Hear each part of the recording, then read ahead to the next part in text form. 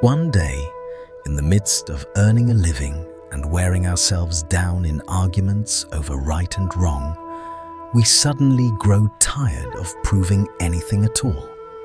We no longer want to explain, defend, or win. We simply wish to be quiet, to pour a cup of tea, sit in a small corner, and let the mind breathe. With time, we realize that the deepest desire in life is not to surpass others, but to live ordinary days without inner turmoil. To wake up healthy, to see those we love safe, to have a warm meal and a place to return to. Suddenly, this feels like enough. Life has never been easy for anyone. Every person carries a hidden weight. Every smile conceals a private fracture. What looks simple from the outside often holds many unspoken tears within. And so, as we mature, we begin to judge less and soften our anger toward the world. We come to understand that everyone is simply trying to survive their own share of life, stumbling forward in the only way they know how. Bodhidharma left behind power, comfort, and all that the world calls valuable, only to ask one essential question: where is the mind? In our time, this question becomes a quiet mirror. Amid competition and endless striving, where has our mind settled? Is it clinging to praise, resentment, or old wounds? Or is it learning to loosen its grip and return home to itself?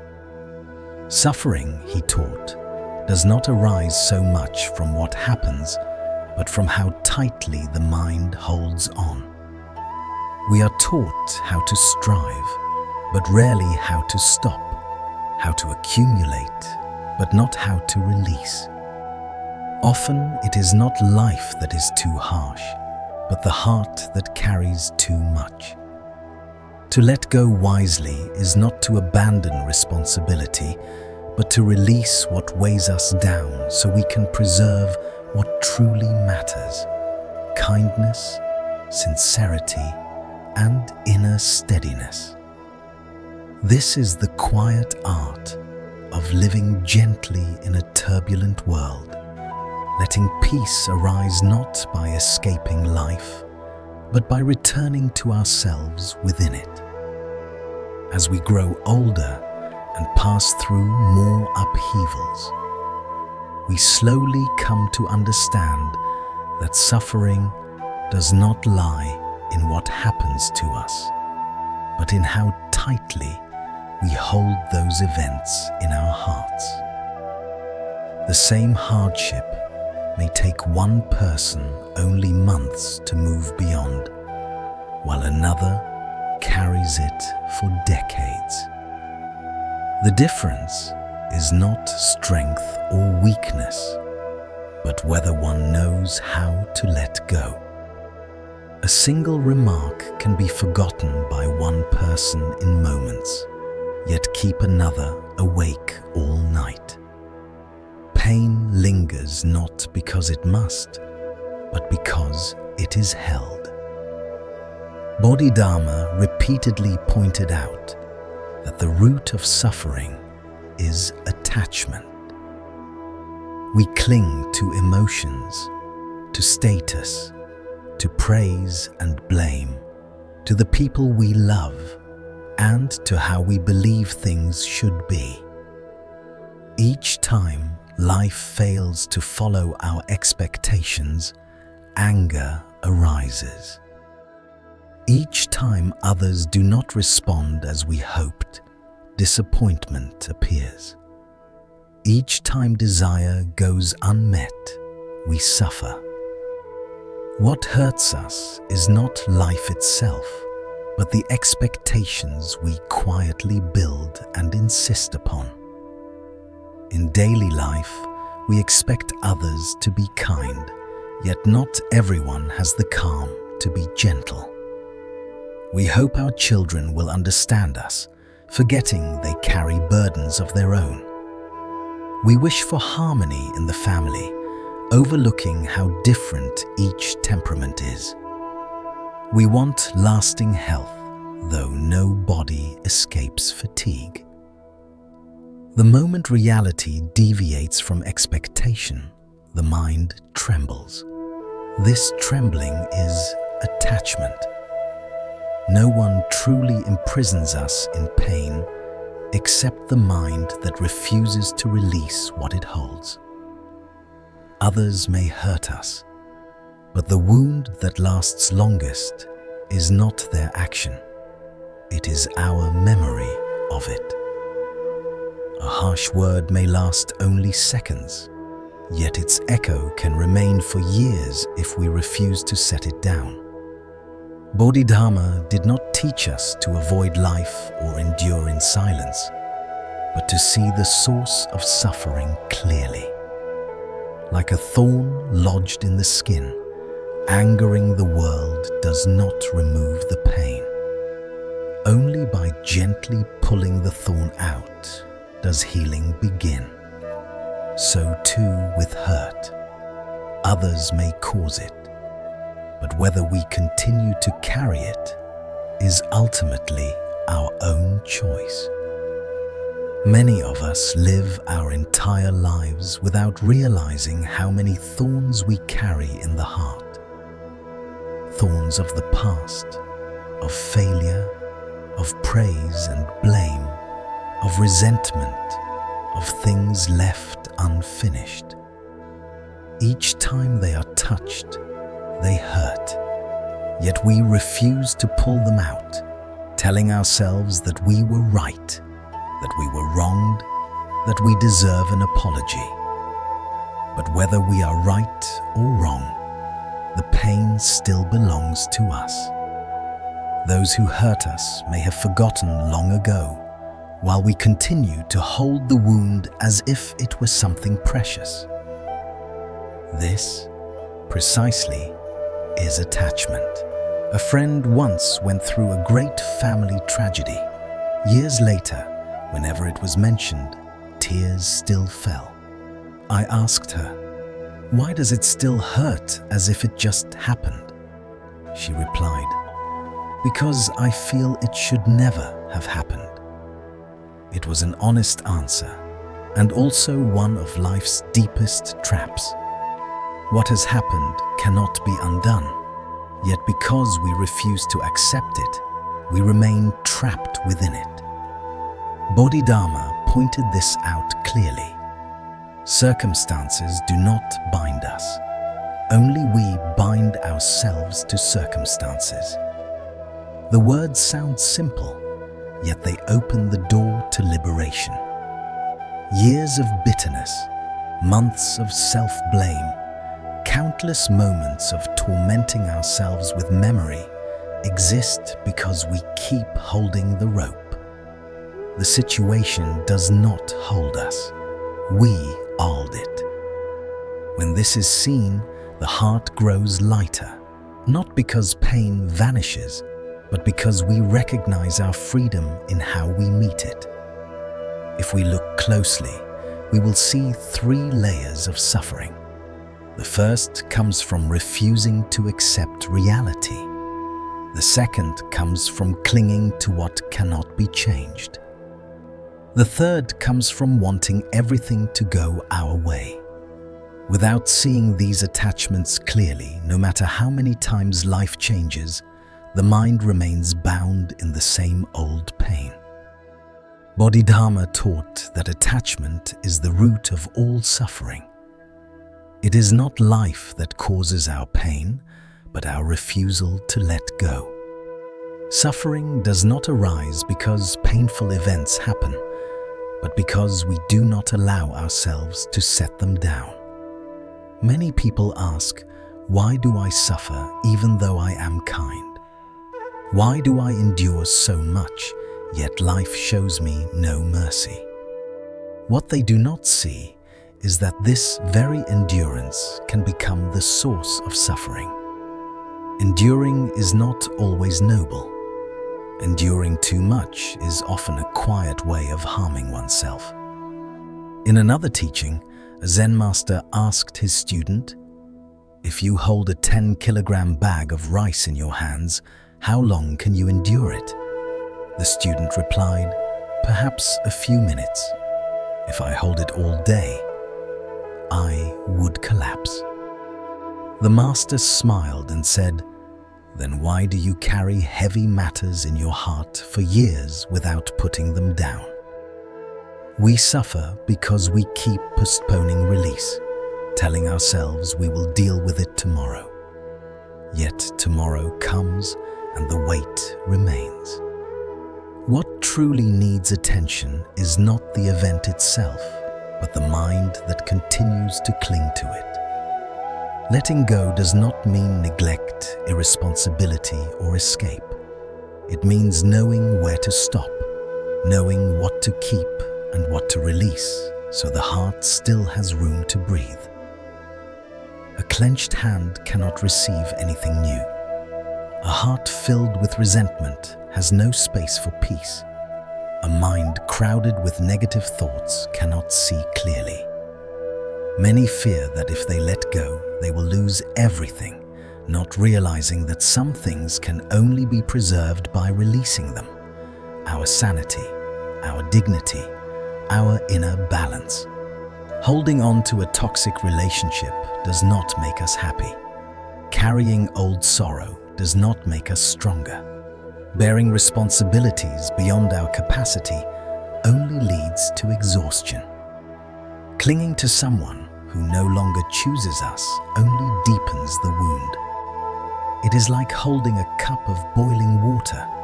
The longer we hold it, the more it burns. The moment we put it down, the pain ends.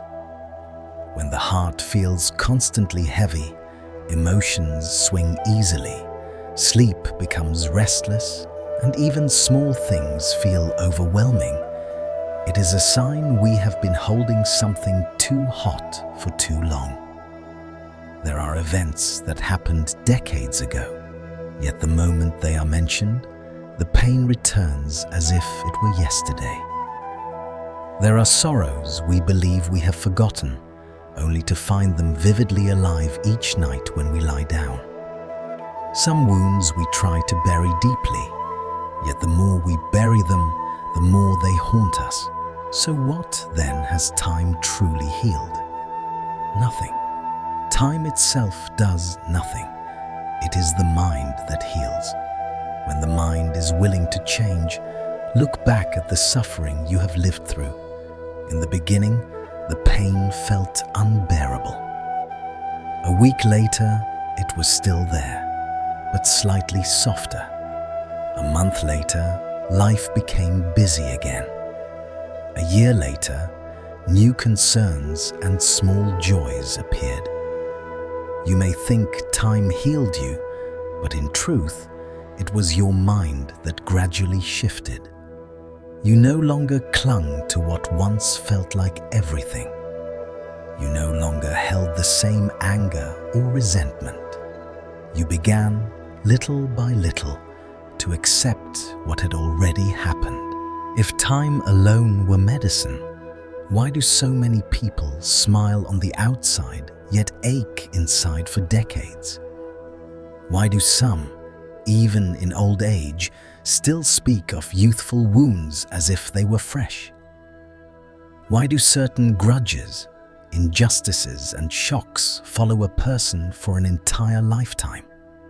Because their way of seeing never changed. They did not let go. Time passed, but the mind remained frozen at the moment of pain. And so the wound could not heal. Bodhidharma offered a quiet image. The water at the bottom of a well is dark, not because the sky is dark, but because the well is deep. Our pain is not proof that life is cruel, but that something within us remains unopened. Suffering is like darkness in a well. No matter how bright the sun above, the darkness remains unless the well widens. So if pain still lingers after many years, it is not because time was insufficient, but because the heart has yet to open. There is a simple story. A woman was once betrayed by her closest friend. Each time she spoke of it, she wept as though it had happened yesterday. For 7 years she carried the pain, unable to forgive, unable to forget. One day she asked a teacher, "Why can I not let this go?" The teacher replied, "In these 7 years, how many times have you replayed it in your mind?" When she answered, "Many times," he said, "Then the one who hurt you wounded you once, but you have wounded yourself thousands of times since." The pain did not remain because of the betrayal, but because the mind refused to change. Painful events pass, yet the mind often keeps replaying them day after day. Like a wound on the skin, if left alone, it heals, but if constantly scratched, it continues to bleed. Suffering is not the event itself, but the repetition of it in thought. To heal, we must first stop reopening the wound in the heart. Bodhidharma taught that the past is no longer real, the future has not yet arrived, and only the present truly exists. Yet people live most of their lives imprisoned by memory or fear, absent from the only moment where life is actually happening. Healing, then, is not forgetting. It is remembering without pain. It is no longer defining oneself by an old wound or allowing those who caused harm to keep shaping the present. The teaching of Bodhidharma always points back to this return, to meet pain with a heart wide enough to hold it without being consumed. When the heart grows larger, pain grows smaller. When clarity increases, darkness recedes. And when the mind becomes still, the wound closes on its own. When we look deeply into human suffering, Bodhidharma points not only to attachment as the root of pain, but also teaches us how to recognize it. The harsher the burden we cling to, the more exhausted we become. The more we learn to let go, the lighter the heart feels. Not everything in life deserves a place in our hearts. Some things are meant to be kept, some released, some bring peace, while others only stir confusion. In the journey to inner ease, there are certain things we must learn to release, the pressures we impose on ourselves. Many of our burdens are not caused by life, but by our own relentless striving to be perfect, to please everyone, to fulfill every role, to earn recognition and respect. Yet no one demands we carry the weight of the world. Only we do. Letting go of excessive expectations, perfectionism, and the need to always appear strong is the first step toward easing the heart. Bodhidharma taught that knowing when to stop is wisdom, and knowing contentment is blessing. We cannot live in the past, for it is like a locked room we keep trying to reopen. Clinging to what has already happened only prolongs suffering. The pain we feel comes not from events themselves, but from endlessly replaying them in the mind. Letting go does not mean forgetting everything. It means refusing to let the past control today, giving the heart space to move forward. Many spend years holding on to old wounds.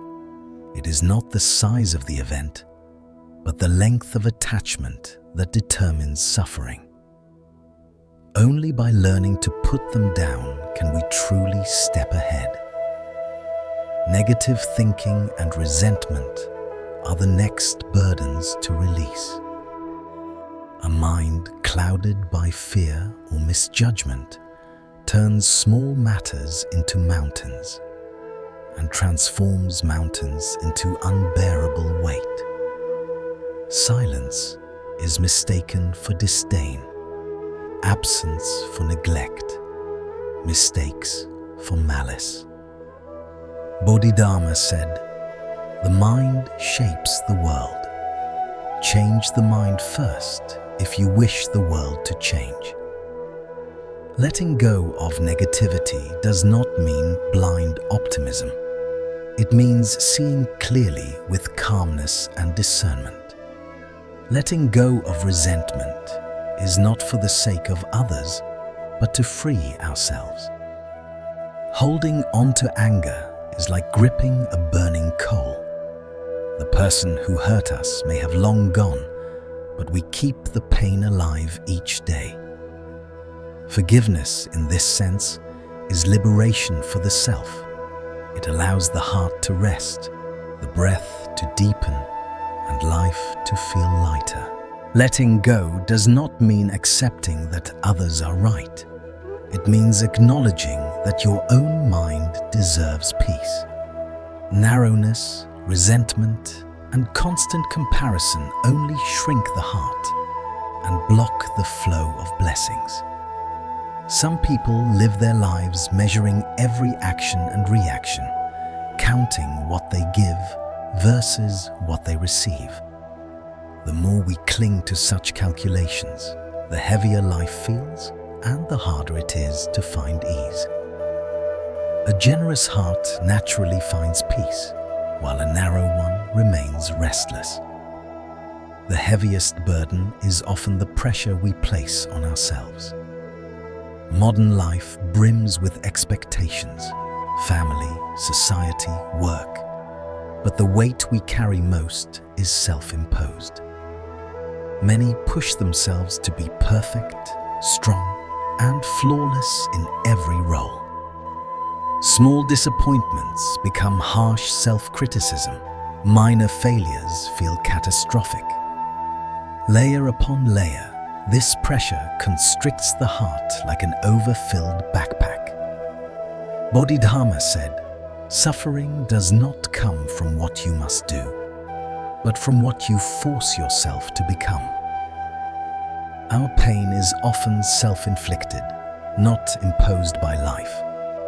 True strength is knowing when to stop, when to pause, and when to care for oneself. Letting go of self-imposed pressure is not shirking responsibility. It is wisdom. No one judges us for resting or taking care of ourselves. Only we insist we must always be stronger and better. Real power lies in discernment, releasing what weighs us down so the heart can breathe, the mind can see clearly, and life can be lived with presence, ease, and balance. One day, a man brought a heavy bag to a Zen master, filled with all the worries of his life. Worn out, he said, "I can't carry this anymore." The master looked at him gently and asked, "Then why don't you put it down?" After a long pause, the man replied, "I forgot that I was allowed to let go." That single realization moved him to tears. For years, he had been carrying what was never truly his. Unnecessary burdens, borrowed responsibilities, and pains that could have been released long ago. We live much the same way. We exhaust ourselves trying to meet expectations, to become someone better, stronger, or more acceptable. Yet with time, we begin to see that no one places heavier demands on us than we place on ourselves. Pressure does not arise from life itself, but from a restless mind that wants too much and fears losing control. Letting go of pressure is not weakness. It is the quiet acceptance of our humanity, that we can be tired, imperfect, and still worthy. This honesty does not diminish us. It makes us whole. Endurance is often praised as strength, but endurance without wisdom leads only to collapse. A bow pulled too tight will break, and a soul carrying too much will eventually give way. Letting go is not retreating from life, but protecting the life within us. When unnecessary weight is set down, the breath deepens, the heart softens, and our steps grow lighter. And as we turn our attention to another great burden, the past, we begin to understand a gentle truth. The past no longer holds us. It is we who keep holding on. Bodhidharma once taught, do not cling to what has passed, do not chase what has not yet come. Only this present moment is real. Yet human beings often live in reverse. We dwell in fading memories, hold on to what should have been laid down long ago, and allow old words, old mistakes, and departed people to wound the heart of today. The past is like a traveler who passed through our lives to teach a lesson. When the lesson is complete, they must leave. Holding on only binds us to memories that no longer belong to who we are now. And that is why pain lingers. Many people remain trapped in old regrets, replaying what-ifs and if-onlys, carrying the unchangeable past like a stone on their shoulders. But Bodhidharma reminds us that a single drop of water cannot sink a boat. Only a barrel placed in the wrong place can. Mistakes do not ruin a life. Clinging to them does. The past, whether joyful or painful, has already fulfilled its purpose. Joy teaches gratitude, pain teaches growth, and loss teaches us what truly matters. When the lesson is received, the chapter must be closed so life can turn the page. Healing does not come from time alone, but from a mind that has changed. Memories do not fade because they disappear, but because our way of seeing them softens. Letting go does not mean forgetting. It means remembering without pain, thinking without heaviness. Imagine the heart as a room. If it is filled with old sorrow and absent faces, where can peace enter? Where can light rest? By clearing space, we allow the present to arrive. To let go of the past is also to forgive who we once were, knowing that mistakes were the cost of becoming wiser. The past is a place to look back, not a place to live. When we understand this, the heart grows lighter, the mind clearer, and life quietly begins to change. Bodhidharma taught that when the mind is still, all things are at peace. Yet people easily allow the mind to be shaken by small matters. A careless remark, an unfriendly glance, a moment that does not go as planned. The more we dwell on them, the more tangled the mind becomes. Fatigue follows, and slowly we begin to see life in shades of grey, forgetting that we once had the ability to view the world with a gentler light. Negative thoughts are like harmful seeds. If left in the soil too long, they take root and spread, covering the bright spaces of the heart. Some people were once kind, joyful, and open, Yet after a few setbacks, they grow distrustful of others and of themselves. When the mind is clouded, how can the eyes remain clear? A heart filled with negativity is like a room full of smoke. No matter how blue the sky is outside, it cannot be seen from within. Letting go of negativity is not as difficult as it seems. It only feels hard because we have grown used to living with it. We return to pain as if to confirm it still exists, holding on to sorrow like a burning coal that hurts is more the tighter we grasp it. Release begins with a simple awareness, recognizing that we are being negative. Each sigh drains our energy. Each retelling of old pain reopens a healed wound. Each complaint hands our peace away. One day, when the heart is truly tired, we understand a quiet truth. Negativity solves nothing. It does not bring strength, clarity, or peace. It only steals them away. Bodhidharma once taught, to conquer others is strength. To conquer the mind is wisdom. Mastery of the mind begins by not letting darkness lead it. When a negative thought arises, see it as a passing cloud. Observe it without grasping, without over-analyzing, without attaching yourself to it. Let it drift by and dissolve. In letting go of negativity, we may not change our circumstances, but we change how we experience them, and that alone can open an entirely different world. Letting go does not mean pretending to be happy or forcing optimism. It means accepting that life is sometimes imperfect, that people can be flawed, and that we ourselves may feel weak, without allowing these truths to occupy the whole heart. A positive mind is not one that never feels sadness, but one that does not let sadness define its entire life.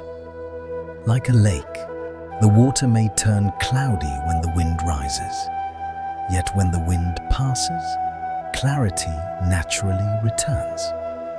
When the mind brightens even slightly, life becomes lighter, steps less heavy, the heart less closed, the smile more genuine. Often, suffering does not come from life's harshness, but from the size of the ego within us. A single disagreeable word can provoke anger. An unmet expectation can cause resentment. The greater the ego, the more easily the heart is wounded. Bodhidharma taught that the lower the mind bows, the more blessings can enter. Letting go of ego is not losing. It is choosing peace over victory, understanding over anger, and harmony over being right. In relationships, what matters most is not who wins an argument, but whether love, connection, and inner calm remain intact. Bodhidharma was once asked, "Master, how can I live more lightly?" He replied, "Make yourself smaller. When the self becomes small, all troubles become small as well." The answer sounds simple, yet it holds deep wisdom. When the ego softens, life loosens its grip. A careless word no longer pierces the heart. A misunderstanding no longer demands defense, and an unkind look no longer needs explanation. We begin to understand that words can only wound us when the mind agrees to receive them. Strength, dignity, and self-respect are not mistakes.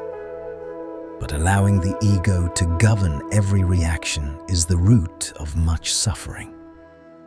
Many people lose what matters most because of a moment of pride. One argument fueled by self-importance can separate hearts for a lifetime. while a single moment of silence can preserve a relationship. Lowering the ego is not humiliation. It is choosing wisdom over impulse. When we truly understand ourselves, we no longer need to prove anything. When we understand others, blame naturally fades. To overcome the ego is the bravest victory of all, because fighting others is easy. Facing oneself is not. As one elder once said, "I lost many arguments in life, but I won peace, family, and a calm heart. Those were my greatest victories." Much of our pain does not come from failure or hardship, but from letting other people's words sink too deeply into us. A careless remark stays for months. A passing insult echoes for nights. Yet Bodhidharma taught that wind may shake the branches, but it cannot uproot the tree unless the roots are weak. Words have no power unless we give them power. What others say reflects their own inner state, not our worth. When we see this clearly, we stop carrying what was never ours. Silence then becomes strength, not weakness. To remain unmoved is to remain free. And in that freedom, life grows lighter, wider, and quietly peaceful. Bodhidharma taught that when the mind is steady, circumstances become gentle. When the mind is chaotic, even neutral things turn against us. These words sound simple, yet they hold the key to peace in a life full of trials. Adversity does not choose its victims. It comes to the poor and the wealthy, the joyful and the exhausted, even to those who never imagined it would arrive. What distinguishes one person from another is not whether hardship appears, but how the mind stands when it does. Some complain and blame the world at the first obstacle. Others lose control over a single unpleasant word. And then there are those who, despite the storm, remain calm, not because they feel no pain, but because they do not allow pain to rule their inner world. To keep the mind steady is not to pretend to be strong or to suppress emotions. It is to see things as they truly are, without exaggeration, without feeding fear into what has happened. Many suffer not because the problem is large, but because fear makes it appear enormous. A small setback becomes a disaster. A temporary difficulty feels like a permanent failure. When the mind is tense, wisdom cannot shine. When it is panicked, direction is lost. In adversity, the first practice is not reaction, but pause. Pause to breathe, to observe, to ask whether the situation is truly as big as it feels. One slow breath can save a day. One moment of clarity can change a life. A steady mind also knows when to ignore the noise of others. In difficult moments, some people ask out of curiosity, some comment out of habit, some add words that only deepen the weight. If we let them in, hardship multiplies. If we keep our focus and inner distance, things grow lighter. Others can disturb us only when we allow them to. When the mind is firm, their words pass like wind over water. Steadiness also means accepting what cannot be changed, losses that cannot be undone, people who cannot be held, outcomes that will not bend to our will. Acceptance is not surrender. It is harmony with life's laws. Hardship comes not to break us, but to remind us to return inward. And when we learn to release control, we discover a quiet truth. Peace is not found by holding tighter, but by knowing when to let go. Some people want life to move according to their will. They want others to behave as expected, to understand without explanation, to act by their personal standards. Yet no one is born to live out another person's script. Each human being has their own nature. Each situation follows its own laws, and life flows by its own rhythm. Trying to control it all is like clutching a handful of sand. The tighter the grip, the more slips away.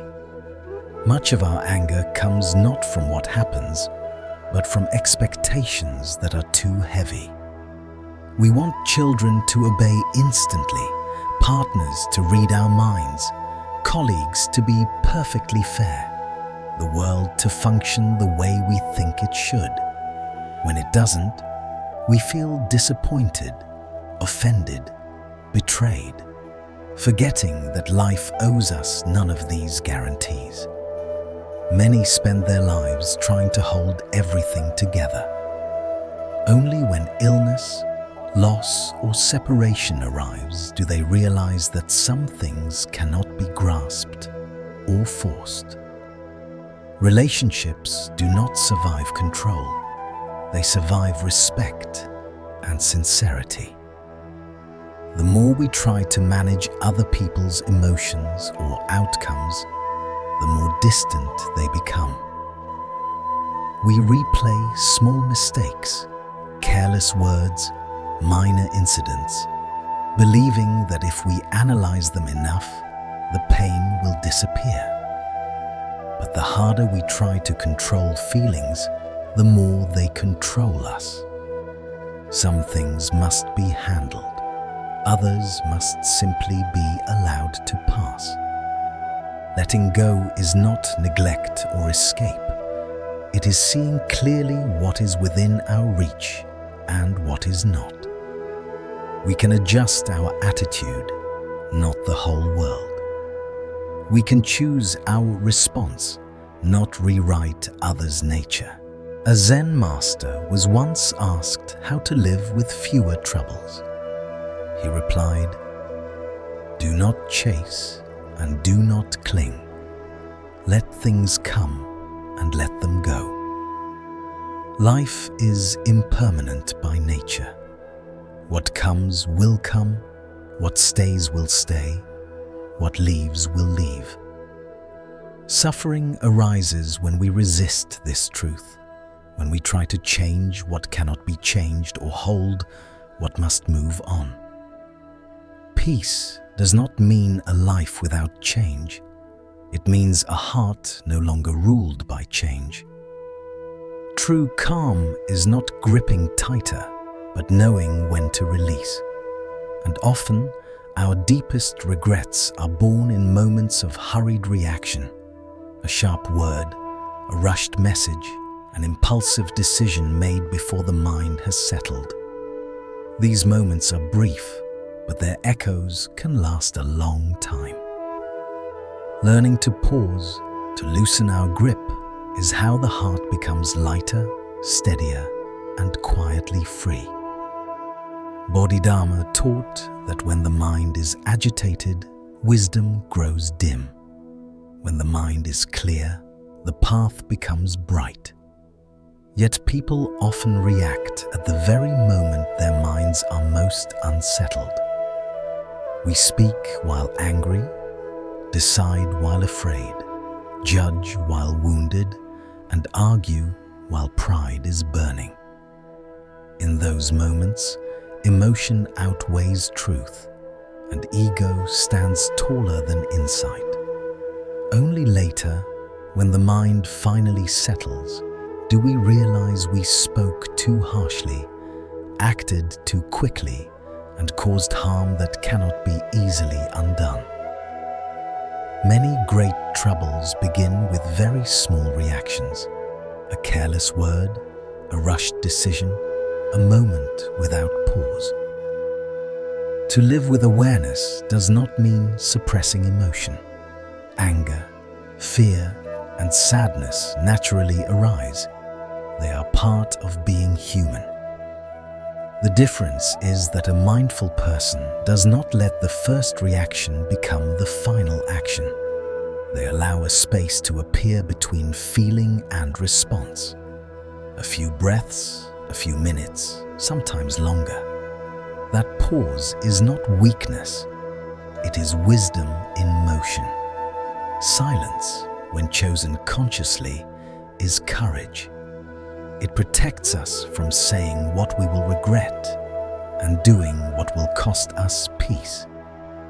The strongest person is not the one who reacts fastest, but the one who knows how to stop. A Zen story tells of a student who asked how to respond when insulted. The master replied, "Be silent until there is no one left to be angry at." When the mind is calm, the one who provokes us has nowhere to live within us. Emotions are temporary by nature. Anger fades, sorrow softens, fear loosens its grip. To react immediately is to imprison ourselves inside a passing feeling. To wait until clarity returns is to let wisdom lead. Peace does not come from avoiding life's disturbances, but from knowing when to pause before they carry us too far. One moment of stopping can save a day. Learning to stop again and again can save a life. Bodhidharma taught that when the mind clings to past thoughts, those thoughts turn into suffering. When the mind releases them, the steps grow lighter. Yet people often hold tightly to what once hurt them, treating pain as if it were an inseparable part of life. They revisit it again and again, unknowingly pulling themselves back into old shadows. The truth is simple. No pain is healed by reliving it. No one returns because we grieve, and no past ever changes because we keep thinking about it. The past is the one thing we cannot redo, yet we allow it to shape our emotions, our outlook, and even our happiness in the present. Old wounds quietly steal our trust, joy, and courage. A betrayal makes us fear closeness. A failure makes us fear moving forward. The past can teach us, but it should never imprison us. Letting go does not mean forgetting. It means refusing to let yesterday steer today. A Zen master once said to a man burdened by betrayal, "You drink a cup of bitter water every day, though the one who poured it left long ago." In that moment, the man realized he was the one continuing his own suffering. The past no longer exists, only the mind that keeps inviting it back. To release the past is one of life's hardest lessons. Pain itself does not make us stronger. What strengthens us is how we walk out of it. Maturity is not the absence of wounds, but the refusal to let them destroy the rest of our life. The past survives only if we give it a seat in the heart. When we stop calling its name, it loses its power. And when we finally loosen our grip, accepting what has been, allowing ourselves to move on, the heart grows wider, the mind clearer, and new joy finds space to enter. For one who clings to yesterday cannot fully live today, but one who releases it steps into life with quiet strength and unshakable calm. One of the deepest causes of human irritability and unrest is the habit of comparison. We see others happier, richer, or more successful, and immediately feel lacking. We notice what they have that we do not, and a nameless dissatisfaction rises within us. Bodhidharma taught, when the mind looks outward, it becomes troubled. When it looks inward, it finds peace. Comparison is the fastest path to losing joy and the shortest road to anger, self-doubt, and discontent. It is like standing before someone else's house, scrutinizing it, then returning to criticize your own. A life measured by others' achievements is never enough. What we see on the surface is rarely the whole story. Behind every smiling face are struggles unseen, debts hidden, nights of worry, and sacrifices unknown. To compare oneself to another is like measuring bamboo against rice. Each has its purpose, its value, its growth. The more we compare, the more we feel inferior or superior, and both extremes lead to suffering. True peace comes when we focus on our own path, nurturing what we have and taking responsibility for our own growth rather than measuring ourselves against the world. A mind free from comparison is strong and undisturbed. It does not sway with the success of others. It does not inflate with pride, nor shrink with envy. It sees life as a personal journey, each step taken deliberately, each challenge faced with clarity, each moment appreciated for what it brings. Letting go of the need to measure oneself against others opens space for gratitude, contentment, and joy. It allows one to live lightly, freely, and peacefully, focused on what truly matters, the cultivation of one's own heart and the quiet strength of inner fulfillment. Bodhidharma taught that a mind filled with the faults of others leaves no room for compassion. The more we cling to mistakes, the heavier our hearts become. The more we judge, the hotter our temper grows. The more we dwell on others' errors, the more troubled life feels.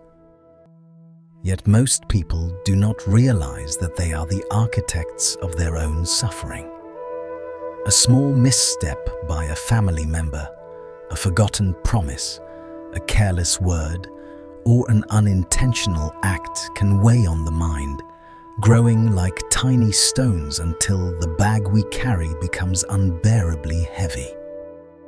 Letting go is first and foremost an act of self-liberation.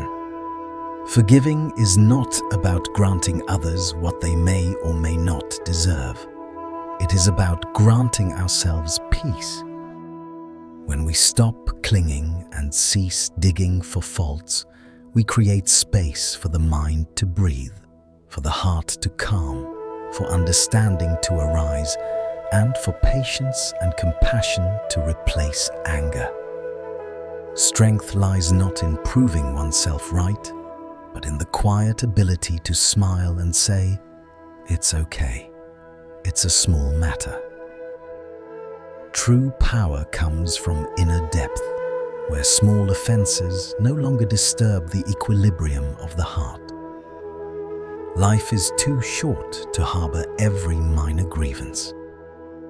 Hours wasted in anger, resentment, or judgment are hours lost to joy, love, and beauty. Those who let go of petty mistakes move through life with ease, their hearts clear, their minds calm, their breath soft. Just as still water reflects the sky, a peaceful mind reflects the goodness of life. By releasing what is unworthy of our attention, we lighten our hearts, elevate our fortune, and allow life itself to flow gently around us. In doing so, anger falls away like a dry leaf from a branch, and the soul finally knows true peace. At the end of this journey, you may realize a simple yet profound truth.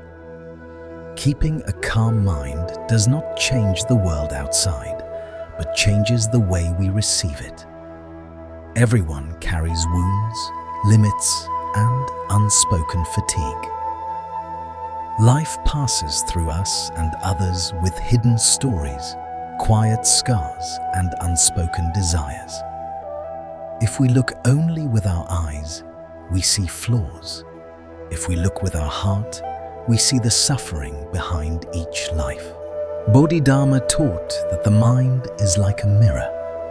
Dusty with attachment, it clouds. Dusty with anger, it darkens. Clear through awareness, it naturally shines. This clearing is not forced by restraint, but by mindfulness, understanding why we are angry, turning inward instead of blaming, seeing what we hold on to. When we understand ourselves, anger no longer lingers. When we understand others, we respond with compassion. When we grasp impermanence, the petty competitions of life lose their hold. To let go is to release anger. To hold is to embrace serenity. To smile is to accept what cannot be changed. The deepest growth comes from within. The greatest challenge is not controlling others, but mastering the storms of our own mind.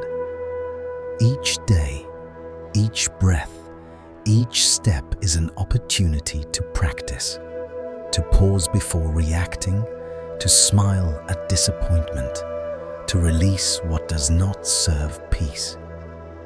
Happiness lies not in life bending to our will, but in our mind remaining unshaken by it. Cultivate calm, sow compassion, and watch as life brightens.